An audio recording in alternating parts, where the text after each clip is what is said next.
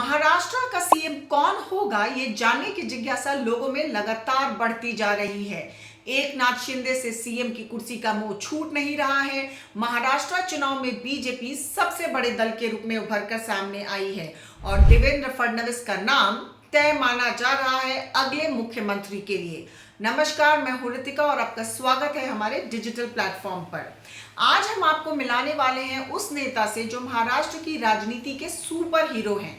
ये वो इंसान है जिन्होंने मी पुनः येनार का ऐसा नारा दिया कि हर गली मोहल्ले में गूंजने लगा। जी हाँ, हम बात कर रहे हैं देवेंद्र फडणवीस की।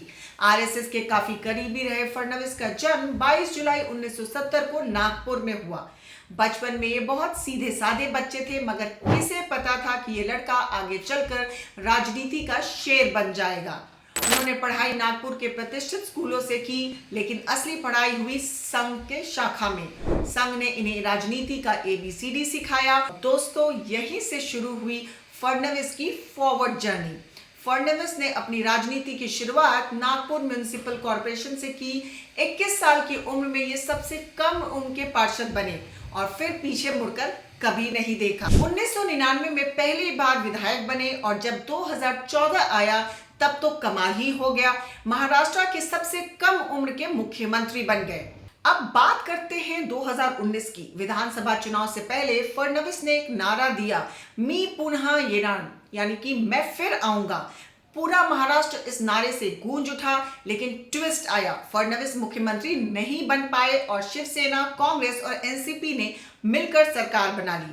लोगों ने कहा, अरे भाई अब क्या होगा? लेकिन दोस्तों, देवेंद्र फडणवीस का नाम ही है सरप्राइज।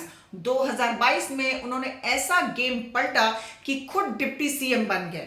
अचानक एकनाथ शिंदे ने उद्धव ठाकरे को झटका दिया और शिवसेना टूट गई और तभी देवेंद्र फडणवीस ने अपनी चाल चली। एकनाथ शिंदे को सीएम बनाया और खुद डिप्टी सीएम बन गए। लेकिन दोस्तों, ये तो सिर्फ एक ट्रेलर था। असली मास्टर स्ट्रोक तो 2024 के लिए था। अब सवाल ये है कि 2024 में फडणवीस फिर सीएम कैसे बन सकते हैं? राजनीति में सब कुछ मुमकिन है। दोस्तों, महाराष्ट्र में शिंदे की लोकप्रियता धीरे धीरे कम हो रही है और बीजेपी को पता है कि फडणवीस का चेहरा ही उनकी सबसे बड़ी ताकत है।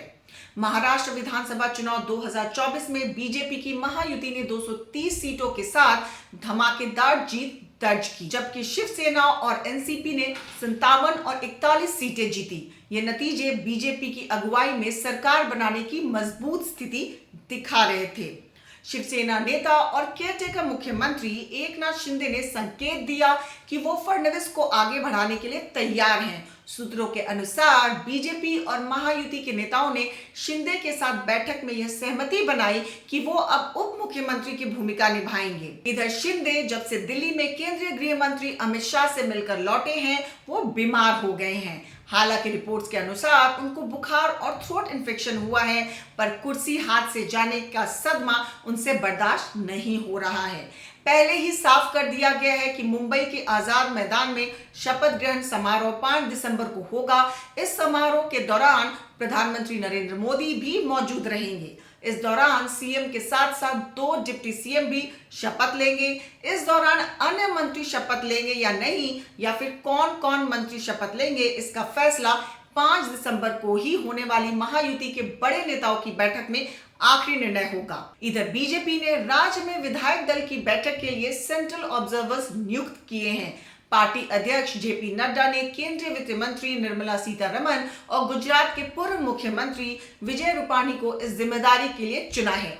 ये दोनों नेता मुंबई पहुंचेंगे और विधायक दल की बैठक में हिस्सा लेकर नए मुख्यमंत्री के नाम पर सहमति बनाएंगे। फडणवीस सीएम रेस में सबसे आगे हैं और उनकी ब्राह्मण समुदाय में लोकप्रियता उनके लिए बड़ा राजनीतिक हथियार है। इसके साथ ही उनकी सभी वर्गों के नेता की छवि ने उन्हें महाराष्ट्र में हर जातीय समीकरण में फिट बैठाया है।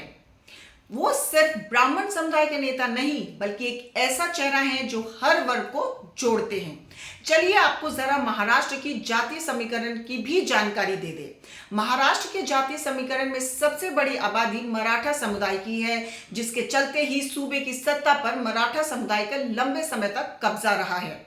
सूबे में करीब 28% मराठा आबादी है, तो दलित 12% और मुस्लिम 12% हैं। महाराष्ट्र में 8% आदिवासी और ओबीसी की आबादी 38% के बीच है और अलग अलग जातियों में बटी हुई है। ब्राह्मण और अन्य समुदाय की आबादी 8% है।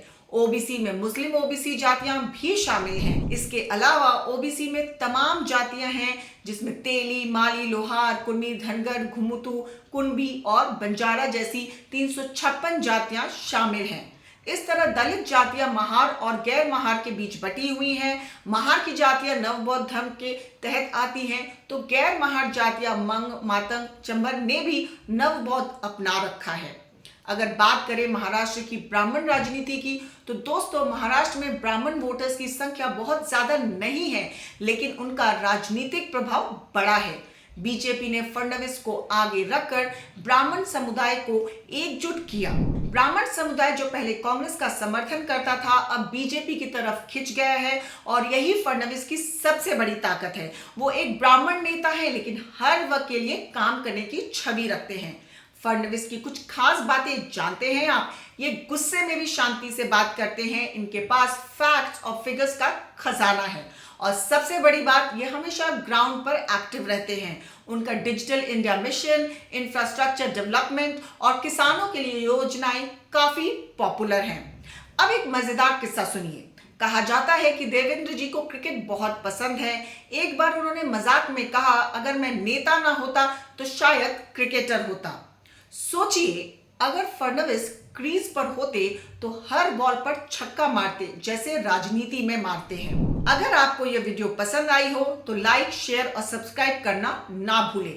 बने रहिए हमारे साथ, क्योंकि खबर के हर चौराहे पर पोस्टमैन मिलेगा आपको सत्य के संदेश के साथ। जय हिंद, जय भारत।